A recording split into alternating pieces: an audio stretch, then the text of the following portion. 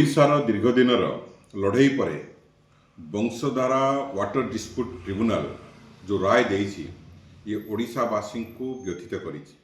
कारण जदि नेरेडी जल प्रकल्प तैयारी हुए ताहले ट्रिब्यूनल राय अनुसार वंशधारार अधा जल आंध्र को चलीजिव, जो द्वारा रायगड़ा जिलार चाषी माने संपूर्ण रूपे क्षतिग्रस्त हेबे।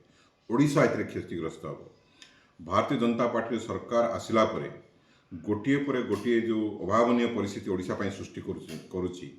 प्रथमे कोटिया, वर्तमान नेरेडी जल विवाद बा वंशधारा वाटर डिस्प्यूट, एथिरे ओडिशा सरकार रो अपारगता संपूर्ण रूपे बारी हो पड़ुछि एवं ओडिशा सरकार को अनुरोध जे जाइकी पुणी थरे लड़ई करंतु, नचेत अविभक्त कोरापुट जिलावासी आंदोलन रे ओल्हेया पई प्रस्तुत अच्छा। विरोधी जहाँ कहवा कथा से माने करिवे, विरोध करवाटा तांकर धर्म।